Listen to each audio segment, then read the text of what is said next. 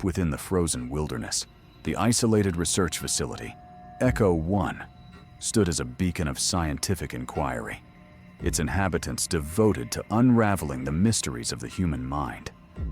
The team of researchers, led by the enigmatic Dr. Samantha Taylor, had been recruited for a top-secret project, shrouded in secrecy.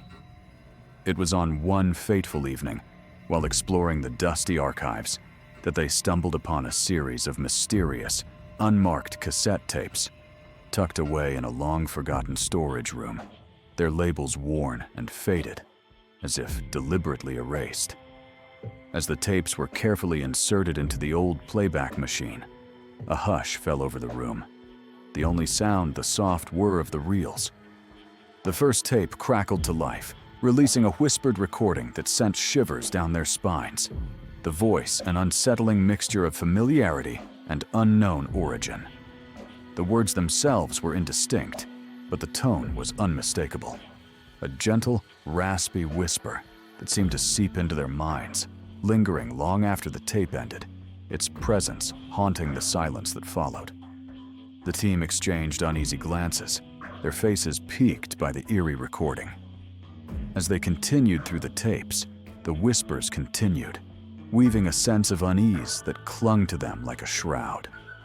It was as if the voice itself was watching, exuding an aura of mail that seeped into their dreams. The researchers began to experience strange, vivid dreams, filled with an otherworldly quality that left them feeling and unsettled. Equipment began to malfunction, and strange noises echoed through the corridors at night, making it difficult for the team to discern what was real and what was just their imagination. The tension was palpable, and the team's nerves were frayed. It was then that one of the researchers stumbled upon an old log hidden by a former researcher who had worked at Echo 1 years ago. The entries hinted at a supernatural force, dubbed the Listener, which seemed to be watching the researchers of the researchers. As the team delved deeper into the mystery, they began to realize that they were not being haunted, but rather manipulated.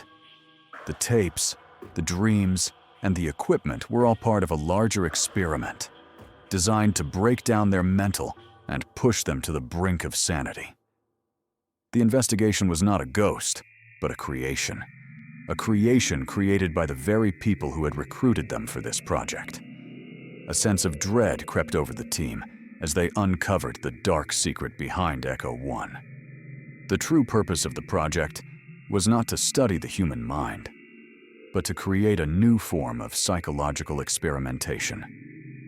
The tapes were a catalyst designed to awaken a deep say within the team, a descent into madness that would ultimately lead to their demise.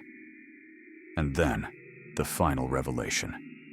The team's own voices were on the tapes, predicting their own downfall, a chilling prophecy that seemed them to the edge, that they were merely pawns in a twisted game of psychological manipulation. Deep within the frozen wilderness, the isolated research facility, Echo 1, stood as a beacon of inquiry, its inhabitants devoted to unraveling the mysteries of the human mind. The team of scientists, led by the enigmatic Dr. Samantha Taylor, had been recruited for a top-secret project, shrouded in secrecy. It was on one fateful evening, while exploring the dusty archives, that they stumbled upon a series of mysterious, unmarked cassette tapes, tucked away in a long-forgotten storage room, their labels worn and faded, as if deliberately erased. The air was thick with the scent of decay and forgotten knowledge. As the tapes were carefully inserted into the old playback machine, a hush.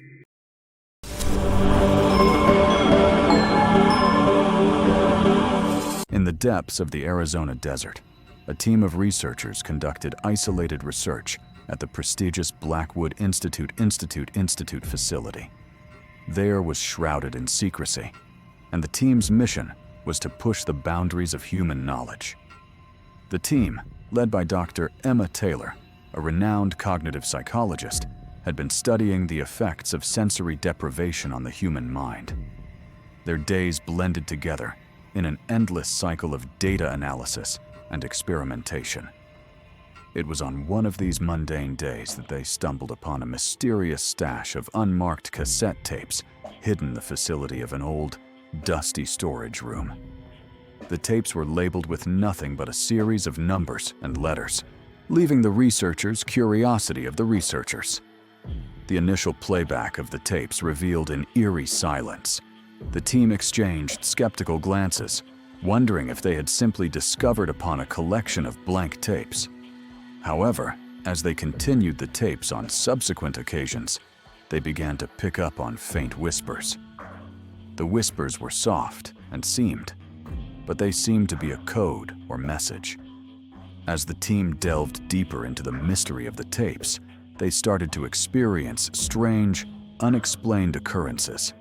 Equipment would malfunction, and strange noises could be heard in the dead of night. It was as if the tapes were exerting some kind of influence over the facility. The team discovered to investigate the origins of the tapes, which led them to a former researcher who had gone under mysterious circumstances. As they played the final tape, a chill ran down their spines. The voice was no longer a faint whisper, but a clear, ominous voice. The voice was that of Dr. Taylor herself, but it was not a recording from the past. The voice was from the future, a future where the team had failed to escape the sinister forces that had been awakened by the tapes. The implications were terrifying. The events that had transpired were predestined and inescapable. The team's fate was sealed, and they were mere pawns in a much larger game. As the tape ended to an end, the station of the facility began to malfunction, and the lights started to shut down. The lights was plunged into darkness and silence, sealing its fate and trapping the team in an eternal, eerie silence. The team's desperation grew as they scrambled to understand the tape's sinister influence. Dr. Taylor's voice, echoing from the future, sent a chill down their spines. The words, "We should not have come here," seemed to haunt them, as equipment failed and strange noises escalated. The lights flickered, and an unsettling darkness crept in, like a living entity. The team's frantic attempts to escape or find a solution were met with an ominous, unyielding silence. In the darkness, the sound of their own terrified breathing was the only reminder that they still existed.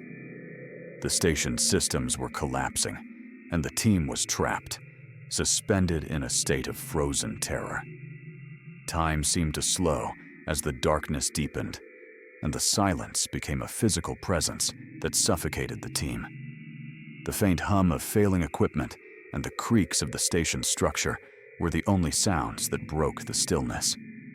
Dr. Taylor's voice, now a haunting memory, echoed in their minds, a dire warning from a future that had already been written. The team's thoughts were consumed by the terrifying reality that they were reliving a catastrophe that had already occurred, and their attempts to change the course of events were futile.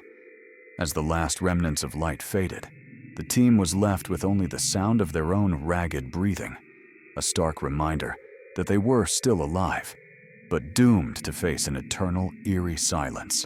The station's systems collapsed, plunging the team into an inescapable abyss of darkness, forever trapped in a desperate, silent scream.